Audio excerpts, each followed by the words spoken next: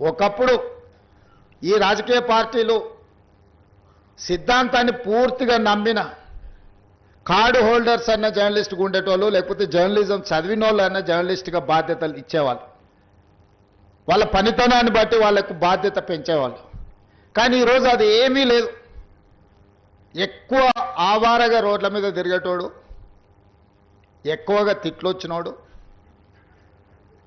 ఏదంటే అది మాట్లాడేటోడే ఈరోజు జర్నలిస్ట్ అనే ముసుగు తోడుకొని సోషల్ మీడియాలో అందరి పట్ల అసహ్యకరమైన భాషను ఉపయోగించే పరిస్థితులు వచ్చినాయి. అందుకే ఈరోజు రాజకీయ పార్టీ నాయకులుగా మేము మాట్లాడితే మీరు కూడా అప్పుడప్పుడు మాట్లాడతారు కదా సార్, మరి మీ సంగతి ఏందని అడుగుతారు. మరి అవతలలో అట్లా మాట్లాడితే సమాధానం ఎట్లా చెప్పాలో నాకు దారి దొరకడం లేదు. అందుకే నిజమైన జర్నలిస్టులు మీరు సెమినార్స్ నిర్వహించుకొని జర్నలిస్ట్ అనే పదానికి డెఫినేషన్ ఏందో డిఫైన్ చేయాల్సిన పరిస్థితి ఈరోజు సమాజంలో దాపురించింది. పత్రికా సమావేశాలకు కూడా ఎవరు పడితే వాడు లోపలికి వచ్చేసి మీకంటే ముందుగాల ముందల కూర్చోలో కూర్చుంటాడు. ఇంతకుముందు నేను చూస్తున్నాను, ఒక 15 సంవత్సరాల క్రితం నేను ప్రజాప్రతినిధిగా ఎన్నికైనప్పుడు పత్రికా సమావేశాలు పెడితే సీనియర్ రాగానే సీనియర్ జర్నలిస్ట్ ఏ పేపర్ అన్నా ఉండని, లేకపోతే ఏ టీవీ అన్నా ఉండని, జూనియర్స్ ఎవరైనా ఉంటే సీనియర్స్ వస్తే ముందల సీట్లో కూర్చున్న వాళ్ళు కూడా లేచి వాళ్ళకి సీట్ ఇచ్చి వెనక్కి వెళ్ళి కూర్చునే వాళ్ళు. ఒకవేళ సీట్ లేకపోతే పక్కకు నించొని నోట్ చేసుకునేది. ఒక బాధ్యత, ఒక గౌరవం, ఒక మర్యాద. వాళ్ళ యాజమాన్యాలు ఎవరున్నా జర్నలిస్టుని ఒక గౌరవించుకునే పరిస్థితి ఉండే. ఇప్పుడు ఆ పరిస్థితి పూర్తిగా దెబ్బతిన్నది. వాడు ఖాళీగా ఉంటాడు కాబట్టి 3 గంటల ముందే వచ్చి ముందల కుర్చీలో కూర్చుంటాడు, కాలు మీద కాలు వేసుకొని. వాడికి ఆ వచ్చిన సీనియర్ జర్నలిస్టు వాళ్ళ జీవితాన్ని మొత్తం జర్నలిజంలో కలిపినరు. వాళ్ళు సిన్సియర్గా ప్రజా సమస్యల్ని విశ్లేషించడానికి, పరిశోధనలు చేయడానికి, వాళ్ళ జీవితాన్ని, ఆరోగ్యాన్ని ఫనంగా పెట్టి, కుటుంబాలను కూడా ఫనంగా పెట్టి ప్రజల సమస్యలను తెలుసుకోవడానికి ఎక్కడెక్కడనో మారుమూల ప్రాంతాలకు వెళ్ళి రోజుల కొద్దీ ప్రజలలో మమేకమయ్యే ఆ సమస్యల్ని తెలుసుకొని వాళ్ళు రాసిందన్న సంగతి, పాలకులు చేస్తున్న తప్పులను పట్టుకోవడానికి నిరంతరం శ్రమించి విశ్లేషించి మన ప్రాంతంలో జరిగిన విద్యుత్ ఉద్యమాల వెనుక ఇంత కఠోరమైన దీక్ష జర్నలిస్టులది ఉన్నది.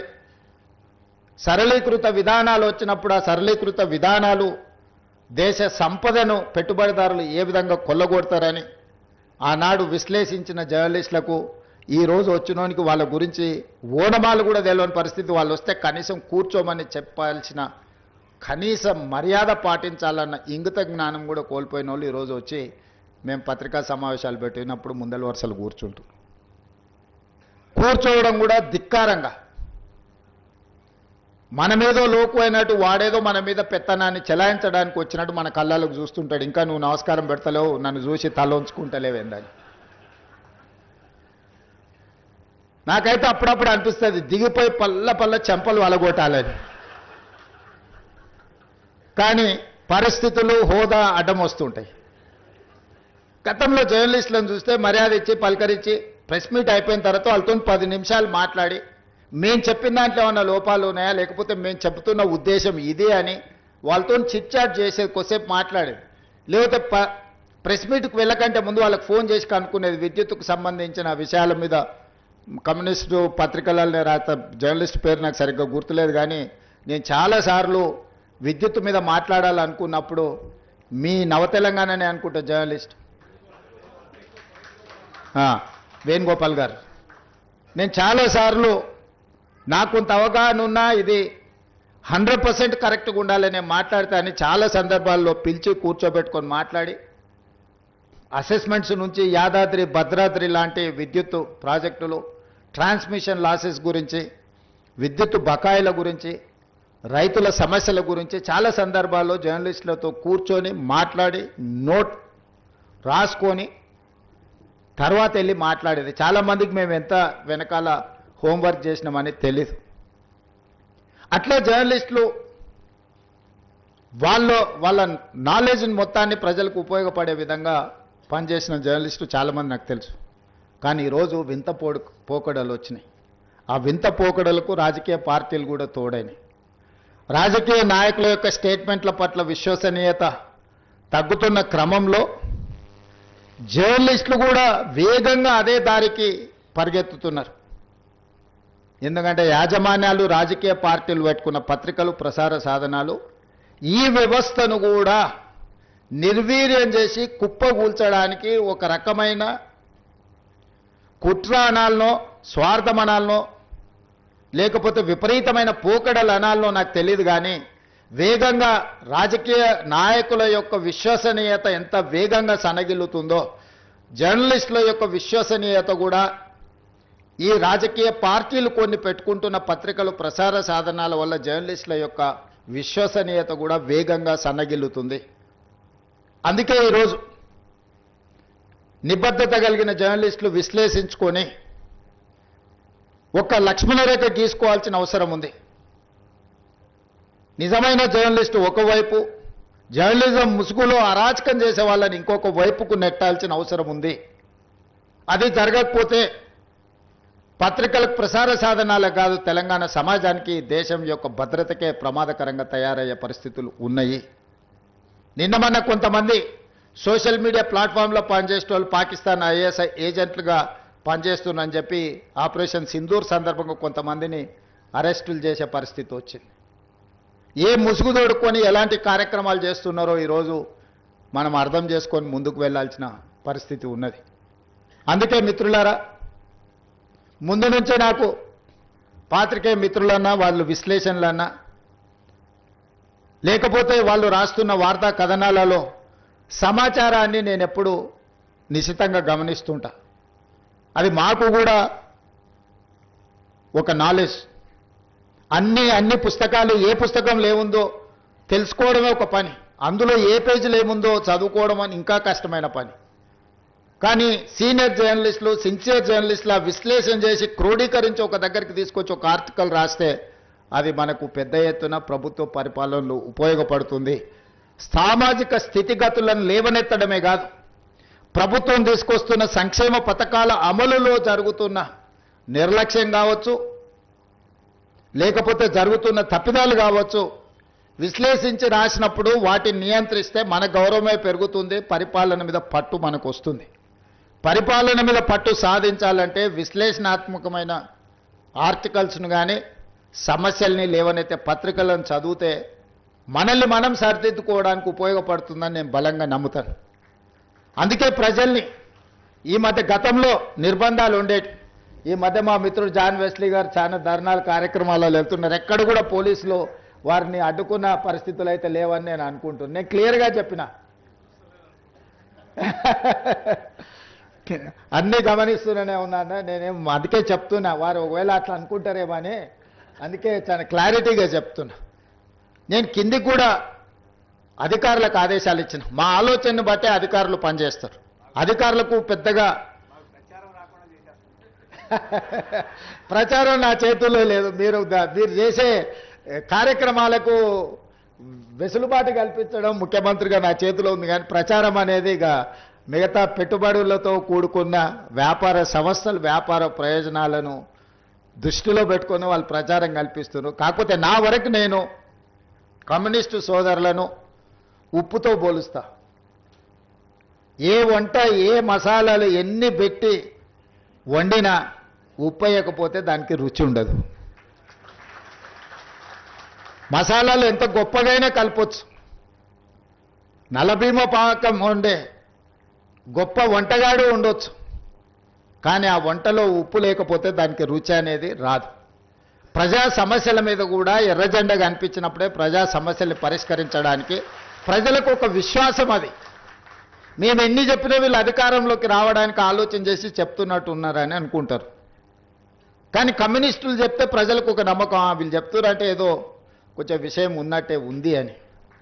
కమ్యూనిస్టులు అధికారంలోకి తేవడానికి పనికొస్తారో పనికిరారో నేను విశ్లేషించలేను, కానీ ఉన్నోన్ని దించడానికి మాత్రం 100% పనికొస్తారు.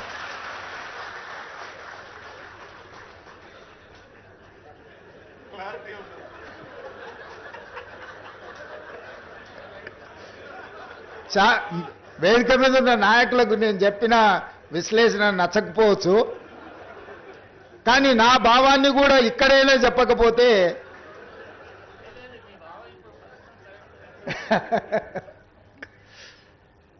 సో ఉన్న వాళ్ళని దించడానికి కమ్యూనిస్టులు ఎప్పుడూ ముందులో ఉంటారు తప్పులు చేసేవాళ్ళు.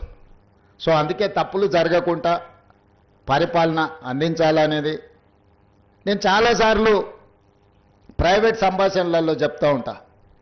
నేను నిజం చెప్పకపోయినా సరే కానీ నేను అబద్ధం చెప్పను అని. నిజం కొన్నిసార్లు కొంతమందికి ఇబ్బంది కలిగించవచ్చు, లేదా నేను చెప్పే నిజం కొంతమందికి అనవసరమైన సమాచారాన్ని ఇచ్చే అవకాశం ఉంటుంది.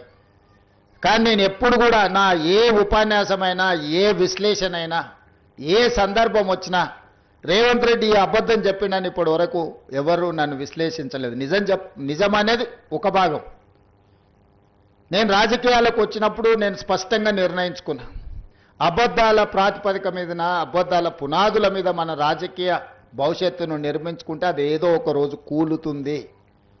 అబద్ధాలు అనేటివి ఎల్లకాలం నడవవు. దిగిపోయిన నాయకుడు మాత్రం చెప్పేవన్నీ అబద్ధాలే, నిజాలుగా భ్రమలు కల్పించేంత గొప్పగా అబద్ధాలని చెప్పగలిగిన నాయకుడు. అందుకే కమ్యూనిస్టులను కూడా మొత్తం నాదే బాధ్యత పత్రిక నడిపించేది, అసలు మీరు ఏం చేయాల్సిన పర్లేదు, మొత్తం నేను చూసుకుంటా అని చెప్పాడు. అట్లా చెప్పిండంటేనే అనుమానించాలి. ఎందుకంటే బాగా నమ్మిస్తే మోసం చేయడం అల్కగా అవుతుంది. నమ్మకం అనేది లేకుంటే మోసం అనేదే ఉండదు. నువ్వు ఎప్పుడైతే నమ్ముతావో నమ్మకాన్ని నీడలాగానే మోసము దాని ఎంబడే ఉంటుంది. ఆ నమ్మకం కలిగించడానికి ఎక్కువ ఎవరైనా ప్రయత్నం చేస్తే ఒక్కటికి 2 సార్లు మనము కొంచెం జాగ్రత్తగా చూడాలి. నిజాయితీగా మాట్లాడేదానికి, నమ్మి బలికేటట్టు మాట్లాడేదానికి సన్నని తెర మాత్రం ఉంటుంది, థిన్ లైన్.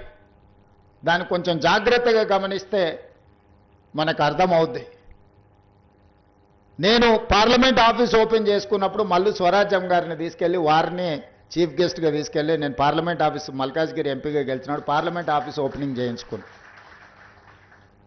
మా పార్టీ నాయకులు చాలామంది పెద్దలు ఉన్నా మల్లు స్వరాజ్యం గారిని, వారికి ఆరోగ్యం బాగాలేకపోయినా, రాలేను అన్నంత పరిస్థితి ఉన్నా వాళ్ళ కుటుంబ సభ్యులను మాట్లాడలేదు, వాళ్ళ కమిట్మెంట్ అనేది చాలా ముఖ్యం అని నా పార్లమెంట్ ఆఫీసును మల్లు స్వరాజ్యం గారు, నేను కాంగ్రెస్ పార్టీ వర్కింగ్ ప్రెసిడెంట్ ఉండి దేశంలోనే అతిపెద్ద పార్లమెంట్ నియోజకవర్గమైన మల్కాజ్గిరికి ఎంపీగా ఉండి నా పార్లమెంట్ కార్యాలయానికి ముఖ్య అతిథిగా మల్లు స్వరాజ్యం గారిని పిలిచి వారి చేత ప్రారంభింపజేసుకున్నానంటే నా కమ్యూనిస్టుల పట్ల అపారమైన గౌరవం ఉంది.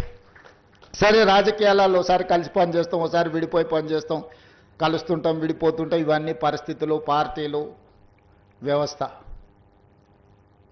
అందుకే ఈరోజు రాగానే తప్పకుండా నేను వస్తా అని చెప్పిన, మళ్ళీ ఇన్విటేషన్ ప్రింట్ చేసినాక మా మిత్రులు ఇన్విటేషన్ ఇవ్వడానికి వస్తామంటే నేను చెప్పిన వస్తా అని వచ్చిన.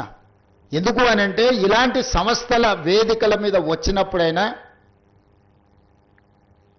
నిజాలు మాట్లాడడానికి వేదికలు పనికొస్తాయి. మా మనసులో ఉన్న భావాన్ని మీ ద్వారా ప్రజలకు చెప్పడానికి ఉపయోగపడుతుంది వేదిక అని నేను బలంగా నమ్ముతా. అందుకే ఈరోజు ఈ వేదిక మీద నుంచి పత్రిక నడవడానికి మీకు అదనంగా సాయం చేయకపోయినా మిగతా పత్రికల కంటే ఈ సమెత్తు కూడా తక్కువ చేయనని చెప్పి ఈ వేదిక మీద నుంచి మీకు మాటిస్తున్నా. మా మంత్రి గారికి కూడా నేను సూచన చేస్తున్నా, మిగతా జనరంజకమైన కమర్షియల్ పత్రికలకు, సినిమాల గురించి, గాసిప్స్ గురించి, మసాలా వార్తలు రాసే పత్రికలకు ఎన్ని అడ్వర్టైజ్మెంట్స్ ఇస్తున్నామో ఈక్వల్గా నవ తెలంగాణకు కూడా సమానమైన అవకాశాలు కల్పించాలి. వీటిని బ్యాలెన్స్ చేయాల్సిన బాధ్యత మన మీదనే ఉన్నది. నేను ముందు చెప్పినట్టు మనం ఎప్పుడు అధికారంలోకి రావాలన్న పర్టికులర్గా కాంగ్రెస్ పార్టీ అధికారంలోకి వచ్చిన ప్రతిసారి అంతకంటే ముందు కమ్యూనిస్టులు చేసిన ఉద్యమమే కాంగ్రెస్ పార్టీ అధికారంలోకి రావడానికి ఎక్కువగా ఉపయోగపడ్డాయి. 2004లో ఆనాడు కాంగ్రెస్ అధికారంలోకి వచ్చిందంటే విద్యుత్ ఉద్యమాలని లోతుగా ప్రజలకు తీసుకెళ్ళింది ఆ రోజు కమ్యూనిస్టు సోదరులని నేను నమ్ముతున్నా. 2023లో మేము అధికారం వచ్చినప్పుడు కూడా ప్రత్యక్షంగానో పరోక్షంగానో మీరు చేసిన, వీరభద్రం గారు చేసిన పాదయాత్రలు కావచ్చు, రకరకాల పోరాటాలు, ఇవన్నీ కూడా ప్రజల, ప్రభుత్వాల పట్ల కొంతమంది నాయకులు, ఉద్యమకారుల ముసుగు తొడుక్కొని ప్రజలకు చేస్తున్న అన్యాయాన్ని మీరు తొలగించడం, చివరికి ఏ పార్టీ అధికారంలోకి వస్తుందో ఆ పార్టీకి ఓటేయాలన్న ఆలోచన ఉంటుంది. కొట్లాడేటప్పుడు ప్రజలు మీ పక్షాన ఉన్నా నిర్ణయం తీసుకున్నప్పుడు అధికారంలోకి వచ్చే పార్టీకి ఓటేస్తే బాగుంటుందని అనుకుంటారు. ఎందుకంటే వాళ్ళు కూడా వాళ్ళ ఓటు ఓసారి ఇటు వస్తే ప్రయోజనం ఉంటుంది కదా అని. అందుకే ఈరోజు రావడానికి ఉపయోగపడ్డారు. దీన్ని కొనసాగించడానికి కూడా మీ సహకారం ఉండాలి. మళ్ళోసారి వస్తే ఇంకా పేదలకు మంచి చేయడానికి అవకాశం ఉంటుంది. సమస్యల ప్రాతిపదికన ప్రభుత్వం మంచి చేస్తే మంచి అనండి. నేను మా పార్టీ మీటింగ్లో చెప్పిన చెడును చెవులో చెప్పాలి, మంచిని మైకులో చెప్పాలి అని. మీరు చెడును చెవులో చెప్పకపోయినా నవ తెలంగాణలో రాసినా కూడా మాకు చేరుతుంది. మీరు రాసింది తప్పకుండా ప్రభుత్వం పరిగణలోకి తీసుకుంటుంది. నిజంగా ప్రజలకు ఉపయోగపడే ఉంటే అట్లాంటి విషయాలు ఏమన్నా ఉన్నా మేము తప్పకుండా ఈ ప్రభుత్వం వాటిని పరిగణలోకి తీసుకుంటుంది. భవిష్యత్తులో కూడా